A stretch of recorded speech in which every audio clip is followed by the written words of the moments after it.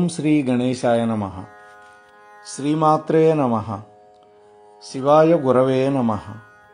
శ్రీకృష్ణ పరబ్రహ్మణే నమః. శ్రీరామాయ నమః. శ్రీ గురుభ్యో నమః. ప్రియ భగవద్బంధువులారా, మోహనవాణి ఛానల్ ద్వారా ఈ ధర్మ సందేహాలు సమాధానాలు వింటూ ఉన్నటువంటి భక్తామ తల్లులకు తండ్రులకు ముందుగా నా యొక్క సాధువాదాలు. ఈ రోజున మనం 4వ భాగంలోకి ప్రవేశిస్తున్నాం.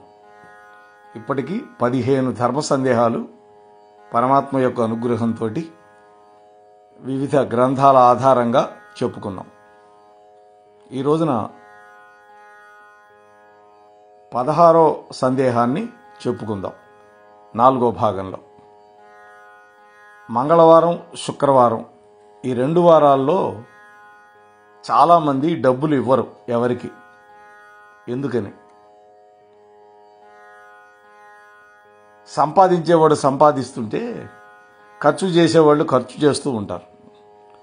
కనీసం ఆ 2 రోజులైనా ఆ ఖర్చు పెట్టేటటువంటి తెంపరితనాన్ని ఆపాలనేటువంటి ప్రయత్నంతోనే ఈ విషయాలు 2 పెట్టి ఉంటారు. అలాగే కొంతమంది అమావాస్య రోజు కూడా అప్పు ఇవ్వరు. అంటే ధనాన్ని అదుపు చేయడానికి, మితంగా వాడటానికి ఇది మంచి పద్ధతే అయినా కూడా మనకి కానీ ఇతరులకు కానీ ఆపత్సమయాల్లో ఈ నియమాలు పెట్టుకోకూడదు. ఇలా చేయడం వల్ల మరింత ధనం నష్టమైపోతుంది. అయితే మనం ఎవరికైనా రుణం ఉండి వాళ్ళు మన ఇంటికి వస్తే ఆ రోజు అప్పు తీర్చినా తప్పేం లేదు. అంతేకాకుండా దానం చేయాలి. ఏం శుక్రవారం దానం చేస్తే లక్ష్మీదేవి కోపం వస్తుందా? అదేం కాదు.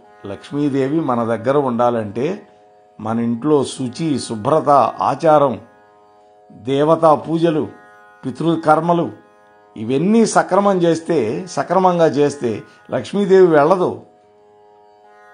అవన్నీ వదిలేసి శుక్రవారం ఎవరికైనా డబ్బులు ఇస్తే లక్ష్మీదేవి వెళ్ళిపోతుందని ఇవన్నీ వంకలు చెప్పేదానికే గాని నిజానికి ఇవన్నీ కూడా నిజమైనటువంటి కానే కావు అని పెద్దల యొక్క అభిప్రాయం ఇది. ఇక 17వ విషయం ఏంటంటే, అలిగి అత్తగారింటికి, చెడి చెల్లెలింటికి వెళ్ళకూడదని అంటారు. చూడండి, ఎందుకని అంటారు? పూర్వం కొడుకుని సరైన దారిలో పెట్టలేకపోతే సంవత్సర కాలం పాటు అత్తగారింటికి పంపించేవాళ్ళు. అంటే అప్పట్లో అది శిక్ష అన్నమాట. తన వాళ్ళ మీద అలిగి అత్తవారింటికి గనక వెళితే ఎవడైనా అల్లుడు అక్కడికి వెళ్ళిన తర్వాత తన ఆర్థిక స్వేచ్ఛని, సాంఘిక స్వేచ్ఛని, మానసిక ఆనందాన్ని కూడా కోల్పోతాడు. ఎందుకని? మనం ఉమ్మడి కుటుంబం సినిమా చూసాం. అందులో కూడా ఒక వ్యక్తి భార్యతో పాటు పుట్టింటికి వెళితే అక్కడ ఎంత అవమానింపబడతాడో మనకు అర్థమవుతుంది. అంటే వెళ్ళినటువంటి కొత్తల్లో కొత్త అల్లుడు అని గౌరవంగా చూస్తారు. బాగానే ఉంటుంది. కానీ రోజులు గడిచే కొద్దీ అల్లుడి మీద గౌరవం కాస్త పోతుంది. అనవసరంగా ఇక్కడ పడి అలాడుతున్నాడు, వీడు దశమగ్రహంగా ఉన్నాడు అని నీచంగా చూస్తారు. అందుకని ఎప్పుడు కూడా వెళ్ళకూడదు. నలమహారాజు కూడా భార్య అన్నది మా పుట్టింటికి వెళదామని ముందు, నేను రానన్నాడు. ఎందుకని? రాజుగా ఉండి భోగాలున్నప్పుడు అత్తవారింటికి వెళితే ఆ మర్యాద వేరు. సమస్త సంపదలు జూదంలో పోగొట్టుకొని వెళితే అక్కడ ఏం గౌరవం ఉంటుంది? అందుకని నేను రానన్నాడు. కాబట్టి అదొకటి. ఇక ఒక అన్నయ్య ఆర్థికంగా చితికిపోయి చెల్లెళ్ళ ఇంటికి వెళ్ళకూడదు. ఆడపిల్ల పుట్టింటి నుంచి ప్రేమానురాగాలు, ధనము ఆశిస్తుంది. అటువంటి చెల్లెలింటికి వెళ్ళి వాళ్ళ దగ్గర దండక తిండి తినటం, వాళ్ళ దగ్గర అప్పులు తెచ్చుకోవటం, ఇట్లాంటి పనులు చేయిస్తున్నందువల్ల ముందు నీ చెల్లెలు చులకనవుతుంది అక్కడ అత్తగారింట్లో. దానివల్ల ఆమెకి బాధలు ఎదురవుతాయి. అందుకని అలాంటి పనులు చేయకూడదు. అందువల్ల మనకి ఎంత ఇబ్బంది వచ్చినా ఆడపిల్లని ఇచ్చిన దగ్గరికి వెళ్ళి చేయి చాపకూడదు. దానంత తక్కువతనం ఇంకోటి ఉండదు. దానివల్ల మనం మాత్రమే అవమానం పాలుగాము, మనం ఇచ్చినటువంటి ఆ ఇంట్లో ఇచ్చిన మన చెల్లెలు కూడా మన వల్ల బాధపడుతుంది. వాళ్ళు సూటి పోటీ మాటలంటారు. అది నీ చెల్లెలికి గౌరవం కాదు, నీకు కాదు. ఇక కుంకుడు చెట్లు, మామిడి చెట్లు, దానిమ్మ చెట్లు ఇలాంటి చెట్లని ఇంటిలో ఎందుకని పెంచకూడదు? ఎందుకంటే ప్రధాన కారణం, ఇవి పెద్ద పెద్ద వృక్షాలు అవుతాయి. ఇవి భూమిలో ఉండేటటువంటి నీటినంతా పీల్చేస్తాయి. దానివల్ల మన బావిలోనూ మన బోరులోనూ నీటి ఊట తగ్గిపోతుంది. అందువల్ల బావి ఎండిపోవచ్చు.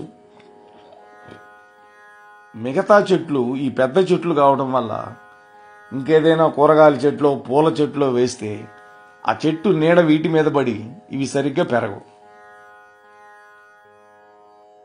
అలాగే కొన్ని చెట్లు ఇంటి యజమాని యొక్క జాతకానికి సరిపోవు. అలాంటి చెట్లు కూడా పెంచకూడదు. ముఖ్యంగా ముళ్ళుండే చెట్లు ఇళ్లలో పెంచకూడదు. అలాగే మునగ చెట్టు కూడా ఇంట్లో పెంచకూడదు అంటారు. ఎందుకని? మునగ చెట్టు కొమ్మలు చాలా పెళుసు. ఒకవేళ పొరపాటున మన పిల్లలు ఆ చెట్లు ఎక్కితే, వాళ్ళు కింద పడితే చెట్టు కొమ్మిరిగి చాలా ప్రమాదం జరుగుతుంది. అదొకటి కారణం. రెండోది, మునగ చెట్టుకు గొంగళి పురుగు ఎక్కువ పడుతుంది. కొంప నిండా గొంగళి పురుగులు వస్తాయి.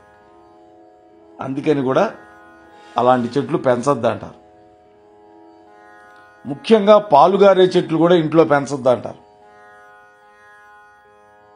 కాబట్టి ఇంకొకటి, గృహంలో స్థలం చాలా పెద్దదిగా ఉంటే ఆవరణ, అప్పుడేదైనా పెంచినా కూడా నైరుతి వైపు కొన్ని చోట్ల ఇబ్బంది ఉండదు. కానీ ఈశాన్యం వైపు పెద్ద పెద్ద చెట్లు అసలు వేయకూడదు. ఎందుకని? ఈశాన్యంలోనే మనం బావో లేకపోతే బోరో వేస్తాం. ఈ పెద్ద పెద్ద చెట్లు నీళ్లు లాగేస్తే ఈ చెట్లకు ఉండవు కదా. అందుకని పెద్ద పెద్ద చెట్లు తక్కువ స్థలం ఉన్న చోట అసలు వేయకూడదు. కాబట్టి ఒకవేళ మనం ఏదైనా ఒక చెట్టు పెంచాలి అనుకుంటే, నీ యొక్క నక్షత్రం ప్రకారం బ్రాహ్మణుడి దగ్గరికి వెళ్ళి ఆ నక్షత్రానికి సంబంధించిన చెట్టు పెంచుకోవచ్చు. ఇది ఒకటి. ఇక 19వ విషయం, గరుడ పురాణం ఇంట్లో చదవచ్చా, అసలు ఇంట్లో పెట్టుకోవచ్చా? చాలామందికి భయం. వ్యాస మహర్షి రచించినటువంటి 18 పురాణాల్లో గరుడ పురాణం కూడా ఒకటి. ఈ పురాణంలోనే ప్రేతకాండ అనేటువంటి దాంట్లో నరకం గురించి వర్ణన, పాపాత్ములకి యముడు వేసే శిక్షలు, గరుత్మంతుడైనటువంటి ప్రశ్నలకి శ్రీ మహావిష్ణువు చెప్పిన సమాధానాలు ఉన్నాయి. దాన్నే ప్రేతకల్పం అంటారు. ఈ ప్రేతకల్పంలో ఈ విషయాలన్నీ ఉండడం వల్ల ఇంట్లో చదవచ్చా చదవకూడదా అనేటువంటి సందేహం చాలా మందిలో ఉంది. ఈ పురాణం వేదవ్యాసుల వారి విరచితం. అష్టాదశ పురాణాల్లో ఒకటి. అన్ని పురాణాల్లాగానే దీన్ని కూడా ఇంట్లో నిరభ్యంతరంగా వినొచ్చు, ఉంచుకోవచ్చు, చదువుకోవచ్చు. ఎవరికైనా ఈ పురాణం ఇవ్వాలంటే ఒక హంస యొక్క ప్రతిమను కూడా కొని దాంతోపాటు కానుగ్గా ఇవ్వాలి. ఇది పెద్దలు చెప్పినటువంటి మాట. ఇవాళ యూట్యూబ్ చూస్తే వద్దిపర్తి పద్మాకర్ గారు చెప్పారు, సామవేదం షణ్ముఖ శర్మ గారు కూడా ఈ పురాణాన్ని ప్రవచనం చేశారు. నేను కూడా తొందరలో ఈ పురాణాన్ని చెప్పాలని అనుకుంటున్నాను. తప్పనిసరిగా వినవలసిన పురాణం. ఎందుకంటే సాక్షాత్తు విష్ణుమూర్తి తన వాహనమైనటువంటి గరుత్మంతుడికి చెప్పినటువంటి పురాణం. మరి విష్ణుమూర్తి చెప్పింది పనికిరాదనటం ఏంటండి? కాబట్టి అవన్నీ పొరపాటు, దాని గురించి ఆలోచన పెట్టుకోవద్దు. ఇక చిన్నపిల్లలకి సంవత్సరంలోగా, ఎక్కువ మంది సంవత్సరం లోపల, కొంతమంది 3వ ఏట చెవులు కుట్టిస్తారు. ఆడపిల్లలకైతే చెవులు ముక్కు 2 కుట్టిస్తారు. చెవులకి ముక్కులకి చక్కగా బంగారపు ఆభరణాలు పెట్టి లక్ష్మీదేవిలాగా చూసుకుంటూ మురిసిపోతారు. అలాగే ఇందులో ఒక ఆరోగ్య రహస్యం కూడా ఉన్నది. ఈ చెవులు కుట్టడం, ముక్కు కుట్టడంలో చెవులు కనుక కుట్టించుకుంటే కంటికి చక్కటి శక్తి వస్తుంది, అంటే కంటి చూపు పెరుగుతుంది. దీన్నే ఆక్యుపంచర్ వైద్య విధానం అని మన వాళ్ళు చెబుతూ ఉంటారు. చెవి గనక కుట్టించుకుంటే శరీరం మొత్తానికి మంచిదంటారు. అలాగే ముక్కు కుట్టించుకుంటే ఆ ముక్కు దగ్గర ఉండేటువంటి నాడి, అది ఈ సైనస్ ప్రాబ్లమ్స్ ఇటువంటివన్నీ రాకుండా చేస్తుందని కూడా పెద్దవాళ్ళు చెబుతారు. అలాగే మగపిల్లలకు కూడా చిన్నప్పుడు కుట్టిస్తారు, కొంతమంది ఉపనయనంలో కుట్టిస్తూ ఉంటారు చెవులకి పోగులు. ఇప్పటికీ చాలామంది మగవాళ్ళు ఒక చెవుకి కమ్మ పెట్టుకునే వాళ్ళు కూడా కనపడుతున్నారు. అంటే ఇవన్నీ ఆక్యుపంచర్ ఈ యొక్క విధానం అని మన వాళ్ళు చెప్తారు. కాబట్టి ఇటువంటివన్నీ తప్పనిసరిగా ఏర్పాటు చేసుకోవచ్చు. మన యొక్క ఈ 16 సంస్కారాలని ఉన్నాయి. ప్రతి మానవుడికి గర్భంలో ఉన్న దగ్గర నుంచి మొదలుకొని అంత్యేష్టి వరకు 16 సంస్కారాలు. ఈ 16 సంస్కారాల్లో ఈ చెవులం కూడా ఒకటి ఉన్నది. అందువల్లనే ఇది మన పెద్దవాళ్ళు ఏర్పాటు చేశారు. కాబట్టి ఈ సంస్కారాన్ని కూడా మనం జరిపించుకొని మగపిల్లలకు కూడా చెవులు కుట్టించడం అనేది ఎప్పటి నుంచో ఉన్నది. కాకపోతే ఇప్పుడు ఉపనయనాలు గర్భాష్టమంలో ఎవరు చేయటంలా, పెళ్లికి ముందు చేస్తున్నారు ఒక తంతులాగా. అది చేస్తేనే పెళ్లికి అర్హత కాబట్టి అప్పుడు ఈ చెవులు కొట్టడం ఇవన్నీ జరపటం లేదు చాలా కుటుంబాల్లో. పూర్వం 8వ ఏట లేదంటే కనీసం 11వ ఏట అయినా సరే ఉపనయన సంస్కారాలు చేసేటటువంటి ఆచారం మన వాళ్ళు పెట్టుకున్నారు. అవన్నీ మళ్ళీ ఎప్పుడు వస్తాయో ఎవరికీ తెలియదు. స్వస్తి. ఇంతవరకు మన ఛానల్కి ఎవరైనా సబ్స్క్రైబ్ చేసుకోకపోతే ఇప్పుడే ఈ క్షణమే సబ్స్క్రైబ్ చేసుకుని ఆ పక్క నుండి బెల్ బటన్ మ్రోగించి మమ్మల్ని ప్రోత్సహిస్తారని మనస్ఫూర్తిగా కోరుకుంటూ, సర్వేజన సుఖినో భవంతు, లోకా సమస్త సుఖినో భవంతు. ధన్యవాదాలు. స్వస్తి.